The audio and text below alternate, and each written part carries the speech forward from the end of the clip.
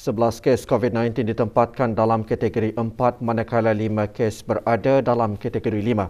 Sementara itu, dalam tempoh 24 jam, 3 kes COVID-19 telah meninggal dunia yang mana kesemua kes tersebut tidak dikategorikan sebagai kematian disebabkan COVID-19.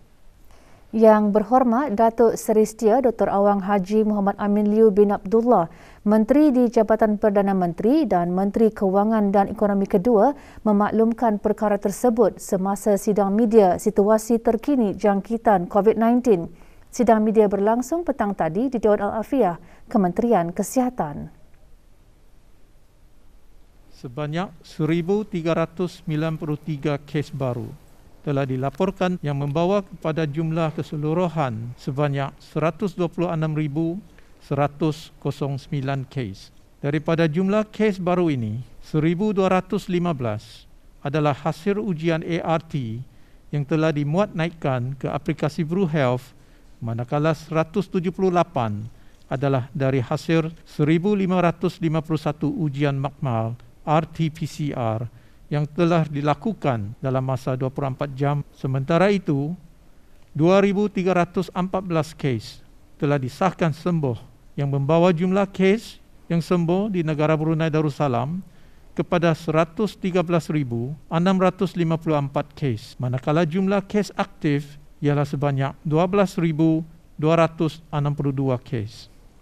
Pada masa ini, kadar pengisian katil di pusat-pusat pengasingan di seluruh negara atau bed occupancy rate ialah sebanyak 5.4%. Dalam pada itu, 195 kes aktif sedang menerima rawatan di pusat-pusat pengasingan dan hospital-hospital, manakala seramai 12,065 kes positif kini sedang menjalani pengasingan diri di rumah. Menteri di Jabatan Perdana Menteri dan Menteri Kewangan dan Ekonomi kedua juga memaklumkan mengenai pencapaian program vaksinasi kebangsaan sehingga 20 Mac 2022. Program vaksinasi kebangsaan bagi mereka yang menerima 3 dos vaksin ialah 59.8% dari keseluruhan penduduk di negara ini. Manakala kadar 1 dos dan 2 dos adalah masing-masing melebihi 94%.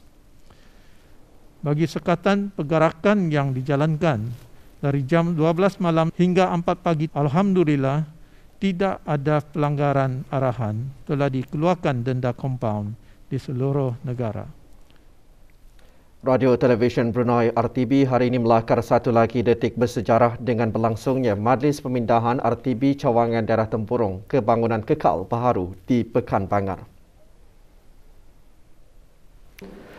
Allahu Akbar. Allahu Akbar. Allahu Akbar. Allahu Akbar. Allahu Akbar walillahil hamd. Perasmian bangunan tersebut disempurnakan oleh Yang Berhormat Datuk Seri Setia Haji Awang Abdul Mukti bin Haji Muhammad Daud, Menteri di Jabatan Perdana Menteri.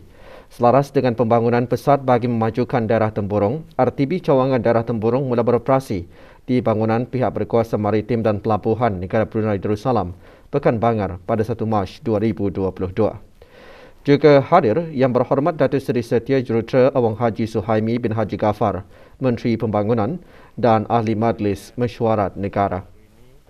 Mudah-mudahan segala tugasan Cawangan Daerah Tempurung dapat dilaksanakan dalam suasana yang lebih selesa, dan di samping itu akan dapat membisaikan dan meningkatkan lagi mutu persembahan Radio Televisyen Brunei, khususnya memberikan berbagai aspek-aspek semasa dan tempat-tempat menarik di daerah Tempurung ini. Bersempena Hari Juruukur Sedunia, Jabatan Ukur Kementerian Pembangunan petang tadi mengadakan majlis kesyukuran. Majlis diadakan di Masjid Asy-Syalihin Kompleks Bangunan Jabatan Perdana Menteri.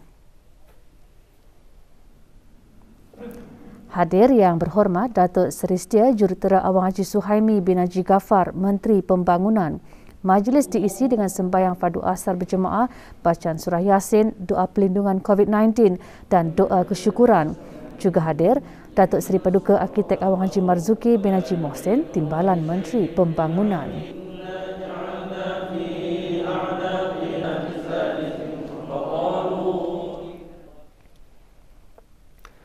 Pemerkasaan Sistem Pendidikan Teknikal dan Latihan Vocasional TVET adalah langkah yang dilihat amat wajar dalam membentuk model insan ke arah pembentukan teknologi baru dengan nilai-nilai murni agar para graduan mampu menangani cabaran revolusi industri 4.0.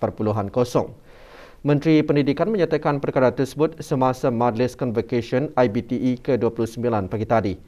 Yang berhormat Datuk Seri Setia Awang Haji Hamzah bin Haji Sulaiman juga menyuruh IBTE untuk menambah baik serta memberi nilai tambah dalam setiap program pengajian yang ditawarkan kepada pelajar bagi memenuhi kehendak pasaran. Jaringan kerjasama dengan industri perlu dipergiatkan untuk membuka peluang latihan yang lebih luas, khususnya dalam bidang-bidang tertentu yang kritikal bagi melahirkan tenaga kerja yang berkemahiran tinggi di negara ini. Untuk memenuhi permintaan tenaga mahir yang semakin meningkat selaras dengan pasaran pekerjaan tempatan, perancangan strategik adalah perlu diteruskan oleh pihak IBTE dengan meningkatkan penawaran tempat pembelajaran menerusi kerjasama dengan pihak industri. 1,893 orang graduan menerima diploma dan sijil mereka pada Majlis Convocation IBTE kali ini. Majlis diselajurkan dengan penyampaian anugerah guru pelatih terbaik, anugerah pencapaian terbaik, anugerah pelajar terbaik dan anugerah khas pelajar. Juga hadir Datin Seri Paduka Dr. Hajah Rumaizah binti Haji Mat Saleh, Timbalan Menteri Pendidikan. Datuk Seri Paduka Awang Haji Mat Satejo bin Sokiau, Timbalan Menteri Tenaga, dan Yang Berhormat Awang Haji Abdul Hamid alias Sabli bin Haji Arsyad, Ahli Majlis Mesyuarat Negara.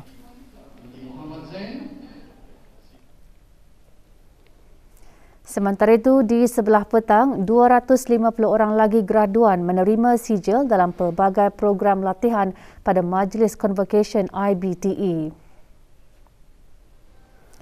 Penyampaian sijil disempurnakan oleh Yang Berhormat Awang Haji Abdul Hamid alias Sabli bin Haji Arsyad, Ahli Majlis Mesyuarat Negara. Majlis Convocation IBTE akan diteruskan lagi sehingga 23 Mac ini. Sehubungan dengan itu, untuk memudahkan ibu bapa dan penjaga graduan, IBTE menyediakan platform untuk menyiarkan majlis tersebut secara dalam talian melalui laman sesawang IBTE di www.ibte.edu.bn.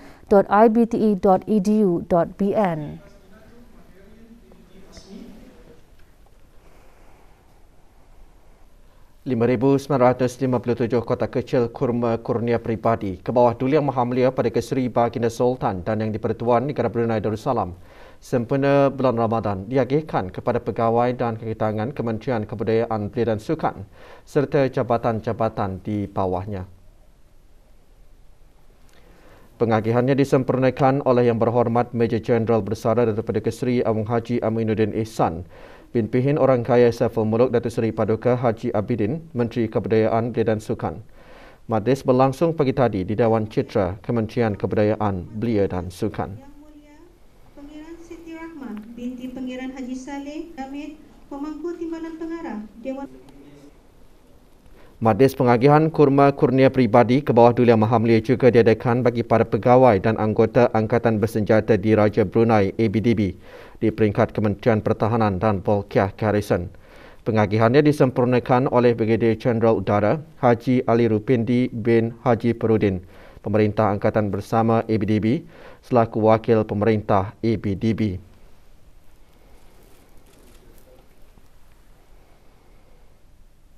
Sempena Hari Hutan Antarabangsa 2022, Kementerian Sumber-Sumber Utama dan Pelancongan melalui Jabatan Perhutanan pagi tadi mengadakan acara penanaman pokok di kawasan hutan simpan Andulau, Sungai Liang, daerah Belaid. Menyertai aktiviti Yang Berhormat Dayang Karunisa binti Awang Haji Asyhari, Ahli Majlis Mesyuarat Negara.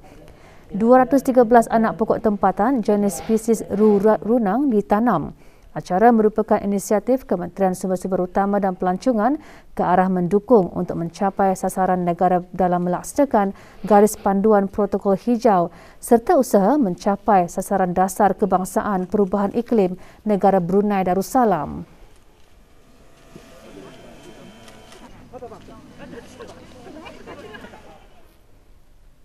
Dalam keadaan dunia masih menghadapi wabak COVID-19, manfaat revolusi industri 4.0 membuka peluang kepada masyarakat untuk memperoleh maklumat dengan pantas termasuk bahan bacaan secara digital. Pemangku Setiausaha Pengurusan Strategi dan Dasar Kementerian Kebudayaan, Belia dan Sukan mengongsikan perkara tersebut semasa majlis penyerahan sumbangan buku daripada Suruhanjaya Tinggi Malaysia sempena Hari Puisi Sedunia petang tadi. Dr. Dayang Siti Nurkhalbi binti Haji Wasafillah berkata Dewan Bahasa dan Pustaka DBP melalui bahagian perpustakaan giat meningkatkan fungsi perpustakaan DBP sebagai pusat komuniti. Terdahulu Tuan Yang Terutama Datuk Raja Reza bin Raja Zaib Shah, Pesuruhjaya Tinggi Malaysia ke negara ini, dalam ucapannya berkata sumbangan buku tersebut simbol dalam martabat dan perkasa bahasa Melayu. 133 naskah bahan bacaan diserahkan kepada perpustakaan DBP.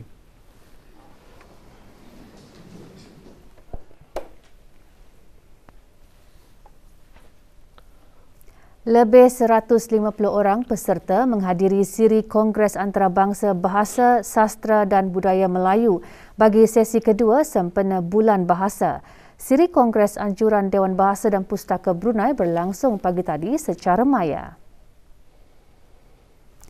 Antara yang menyertai Dr. Siti Nurkhalbi binti Haji Wasafillah, Pemangku Setiausaha Tetap Pengurusan Strategi dan Dasar Kementerian Kebudayaan, Belia dan Sukan. Antara kertas kerja yang dibentangkan pada sesi ini ialah Kamus Dewan Perdana menghadkan Perkamusan Melayu ke Persada Leksikografi Dunia yang dibentangkan oleh Dr. Rusmadi bin Baharudin dari Dewan Bahasa dan Pustaka Malaysia. Orang ramai boleh mengikuti sesi siri Kongres seterusnya pada hari Rabu pukul 10 pagi secara maya. Tuan-tuan dan perempuan yang dipangkat itu mana satu, mana kedua. 20 orang pegawai pasukan polis Diraja Brunei akan menyertai program pembangunan eksekutif Pegawai Pengurusan Pertengahan EDP MMO. Program dikenalikan dengan kerjasama pasukan polis Diraja Brunei dan Institut Kepimpinan, Inovasi dan Kemajuan ILIA, Universiti Brunei Darussalam UBD. Program yang akan berjalan selama 6 minggu itu antara lain bertujuan meningkatkan pengetahuan dan kemahiran peserta dalam bidang tertentu, bersesuaian dengan kepimpinan, inovasi dan kemajuan. Di akhir program, para peserta dikehendaki menghasilkan kertas dasar dan mengenal pasti gaya kepimpinan serta mengetahui peluang yang boleh diaplikasikan dalam merealisasikan wawasan Brunei 2035. Susulan tular melalui media sosial mengenai dakwaan gegelang sotong beku yang dihasilkan daripada bahagian khinzir, bahagian kawalan makanan halal Jabatan Halal Syariah Kementerian Halal Agama telah membuat pemeriksaan ke beberapa buah pasaraya di negara ini dan mengambil beberapa sampel gegelang sotong dari pelbagai jenis untuk dianalisis. Hasil analisis Jabatan Perkhidmatan Saintifik Kementerian Kesihatan mengesahkan tiada DNA khinzir dikesan dalam sampel-sampel yang diambil. Sehubungan itu dimaklumkan bahawa maklumat yang ditularkan adalah tidak benar. Sebarang maklumat atau aduan mengenai makanan tidak halal atau diragui kehalalnya yang dijual di premis-premis perniagaan secara terbuka, orang ramai boleh menghubungi bahagian kawalan makanan halal Jabatan Halal Syariah di talian 7166-222 atau pejabat bahagian kawalan makanan halal di setiap daerah. 228 botol minuman keras berjaya dirampas oleh keanggotaan Balai Polis Bangar Pasukan Polis Diraja Brunei hari ini. Barang tegahan tersebut ditemui semasa rondaan di kawasan Mukim Bokok yang menumpukan kawasan penurunan perahu. Semasa kejadian, anggota bertugas berhasil menemukan beberapa bungkusan kotak yang mencurigakan telah ditinggalkan di kawasan tebing sungai dengan sengaja dipercayai salah satu taktik bagi tujuan penyeludupan. Barang tegahan tersebut dirampas dan dibawa ke Balai Polis Bangar bagi pemeriksaan lanjut. Pusat Pendermaan Darah Hospital Raja Isteri Pergiraan Anak Saleha dan tabung-tabung darah di kesemua hospital daerah memerlukan segera semua jenis darah. Stok darah pada masa ini adalah di tahap yang sangat rendah berbanding keperluan untuk pemindahan darah. Oleh itu, orang ramai diseru menderma darah bagi sama-sama membantu meningkatkan stok bekalan darah di negara ini. Orang ramai boleh berkunjung ke pusat pendermaan darah atau tabung-tabung darah yang berdekatan untuk menderma darah. Bagi mereka yang ingin mengunjungi pusat pendermaan darah, tempahan slot melalui aplikasi Blood Card adalah sangat digalakkan.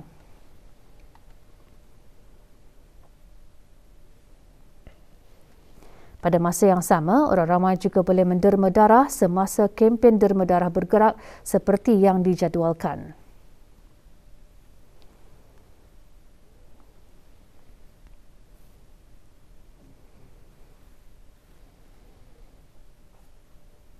Maklumat lanjut hubungi Pusat Pendermaan Darah di talian 22-42424 sambungan 5745 atau 6001 atau 6002 atau WhatsApp ke talian 87754745 atau 7375745 atau 7175745 atau email ke bloodbank@moh.gov.bn dan ikuti Instagram dan Facebook bloodbank.repas.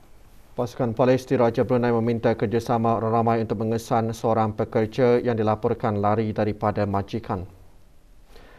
Nazmul Ahsan, warga negara Bangladesh, memiliki nombor pasport EF09372200. Sebarang maklumat mengenai keberadaannya diminta menghubungi Balai Polis Muara, Daerah Polis Brunei dan Muara melalui telefon 277-2333 atau 993 atau mana-mana balai-balai polis yang berdekatan. Kerja-kerja pemasangan circuit breaker di Loji Rawatan Air Bukit Barut akan dijalankan esok 22 Mac 2022. Sebelum itu, beberapa kawasan akan mengalami gangguan bekalan air dan tekanan air rendah, terutama bagi kawasan tinggi. Jabatan Kerja Raya Kementerian Pembangunan dalam secara akhbarnya memaklumkan kawasan-kawasan yang terlibat termasuk Kampung Batung, Kampung Masin, Rancangan Perumahan Negara Kampung Lugu, Jalan Pasir Berakas, Rancangan Perumahan Negara Lambak Kanan, Mukim Lumapas, sebahagian Mukim Pengkalan Batu, Kampung Subuk, Kampung Belimbing serta sekitarnya. Kerja-kerja pemasangan akan dijalankan bermula pukul 2 petang. Sebahagian jalan di Lebuh Raya Muara Tutong berdekatan Kampung Cerudong Halam Muara ditutup sementara setiap pukul 8 pagi hingga 5.30 petang sehingga Khamis 31 Mac 2022. Jabatan Kerja Raya Kementerian Pembangunan dalam siaran akhbarnya memaklumkan penutupan adalah bagi membolehkan pihak Unified National Networks UNN untuk melaksanakan kerja-kerja monopol dismantling dan collection of dismantled items. Sebarang aduan hubungi talian Darussalam 123 atau live chat talian Darussalam 8333-123 atau email ke pro@pwd.gov.bn.